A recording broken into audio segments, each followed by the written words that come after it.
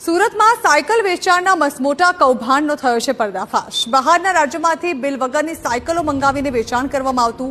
ISI અને BIS માર્કા વગરની સાયકલોના વેચાણનું network ચાલતું હતું। સરકારી યોજનાના નામે લોકો સાથે છેતરપિંડી કરવામાં આવતી। ₹1800ની સાયકલ ₹2500માં વેચી નફો કમાવાનું કૌભાંડ સામે આવ્યું છે। અહીં 3 મહિનામાં સુરતમાં 10 થી 15 કરોડની સાયકલ વેચાણનો અંદાજ છે। ગુજરાત બાયસિકલ એન્ડ ટોય એસોસિએશનની રજૂઆત બાદ આ કાર્યવાહી કરાઈ। પોલીસે ચોક બજાર અને સરથાણામાંથી 400 સાયકલો જપ્ત કરી છે। કૌભાંડ એવું છે કે જે આઈએસઆઈ અને બીઆઈએસ વગરની સાયકલ જેમાં ચેસિસ નંબર પણ હોતા નથી અને નબળી ગુણવત્તાની કચરા સાયકલ જેની કિંમત ₹1800ની હોય છે, જેને ₹2500માં ગવર્મેન્ટ સ્કીમ અને યોજનાના નામે ઠગાઈ કરી ગરીબ અને મધ્યમ વર્ગના લોકોને છેતરપિંડી કરી રહ્યા છે।